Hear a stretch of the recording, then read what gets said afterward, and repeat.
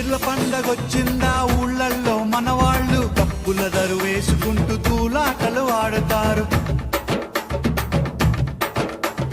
సదరు పండగొచ్చిందా పట్నంలో ప్రతివారు పోతులాడిస్తూ దిల్కుషీలు చేస్తుంటారు. ఎవడేమి అంటే మనకేమిటన్నా, ఎవడేమి అంటే మనకేమిటన్నా, జాషువా విశ్వనరుడు నువ్వేరన్నా, ఎప్పుడు నువ్వేరన్నా.